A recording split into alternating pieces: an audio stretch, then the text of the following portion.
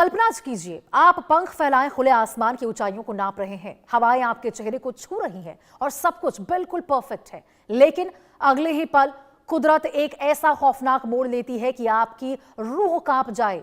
चीन के नागचेक में एक पैराग्लाइडर के साथ जो हुआ वो किसी हॉरर थ्रिलर फिल्म के क्लाइमेक्स जैसा था। आसमानी उड़ान भर रहा एक शख्स अचानक आए हवा के एक जोरदार झोंकों के सामने बेबस हो गया। पैराशूट का कंट्रोल छूटा और मौत की रफ्तार से बहती हवाएं उसे सीधे ले गई और एक निर्माणाधीन साइट की तरफ। जो फिर हुआ उसने देखने वालों के कलेजे हलक में आ गए। उससे अनियंत्रित पैराग्लाइडर कंक्रीट के जंगलों के बीच खड़ी एक विशालकाय टावर क्रेन से जा टकराया। पैराशूट की रस्सियां क्रेन के ऊपरी हिस्से में इस कदर उलझ गई कि वो शख्स जमीन से 200 फीट की ऊंचाई पर सीधे हवा में लटक गया। नीचे मौत का कुआं और ऊपर लोहे का क्रेन। शख्स दो पाटों के बीच पिस रहा था। जमीन पर खड़े लोग की नजर उस आसमान में लटके उस इंसान पर पड़ी जो पूरे इलाके में चीख पुकार मच गई। तुरंत इमरजेंसी सर्विसेज को अलर्ट किया गया, लेकिन रेस्क्यू टीम के सामने जो चुनौती थी वो किसी मिशन इम्पॉसिबल से कम नहीं थी। नीचे कंस्ट्रक्शन साइट का नुकीला मलबा और गहरे गड्ढे थे, जिसकी वजह से नीचे कोई सेफ्टी कुशन या फिर नेट बिछाना नामुमकिन था। यानी अगर पैर फिसला तो सीधे मौत। क्रेन की ऊंचाई इतनी ज्यादा थी कि आम रेस्क्यू गाड़ियां वहां तक पहुंच ही नहीं सकती थी। समय रेत की तरह हाथ से फिसल रहा था और ऊपर लटके शख्स की जिंदगी की डोर कमजोर हो रही थी। लेकिन फायर ब्रिगेड की टीम ने हार नहीं मानी। उन्होंने अपनी सबसे बड़ी बाजी खेली और 236 फीट लंबी गगनचुंबी सीढ़ी को क्रेन की तरह बढ़ा दिया। जाबाज रेस्क्यूअर्स जान हथेली पर रखकर उस सीढ़ी के सहारे ऊपर चढ़े। रात के सन्नाटे में क्रेन के लोहे और पैराशूट की रस्सियों को बेहद सावधानी से काटा गया।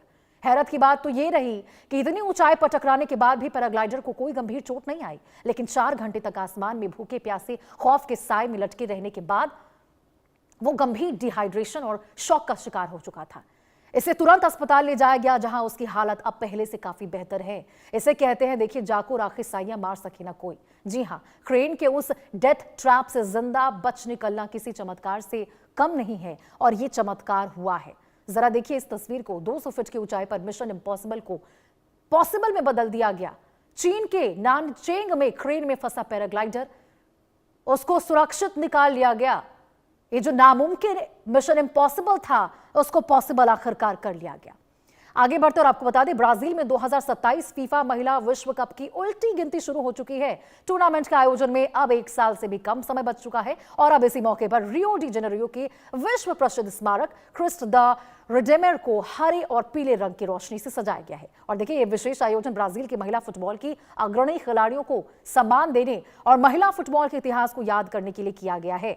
कार्यक्रम के दौरान शहर के म्यूनिसिपल थिएटर में एक विशेष समारोह आयोजित किया गया है, जहां ब्राजीलियन सिम्फनी ऑर्केस्ट्रा ने प्रस्तुति दी है। समारोह में ब्राजील के पूर्व महिला फुटबॉल खिलाड़ियों को सम्मानित किया गया और उन्हें श्रद्धांजलि स्वरूप पुष्प भेंट किया गया है। अब देखिए, ब्राजील महिला टीम की शुरुआती कप्तानी में शामिल रही मरीसिया पायर्स नोगेरिया ने कहा है कि महिला फुटबॉल प्यार, जुनून, संघर्ष और समर्पण का प्रतीक है। उन्होंने मौजूदा खिलाड़ियों से 2027 विश्व कप में पूरे समर्पण के साथ खेलने की अपील की और भरोसा जताया कि ट्रॉफी ब्राजील के नाम हो सकती है। 2027 महिला फुटबॉल विश्व कप की मेजबानी ब्राजील करेगा और यह पहली बार होगा जब महिला विश्व कप का आयोजन दक्षिण अमेरिका में होगा। ऐसे में पूरे देश में उत्साह का माहौल है। आयोजन को लेकर तैयारियां तेज हो चुकी हैं। ब्राजील अब इस ऐतिहासिक टूर्नामेंट को यादगार बनाने के साथ साथ घरेलू मैदान पर खिताब जीतने का सपना भी देख रहा है।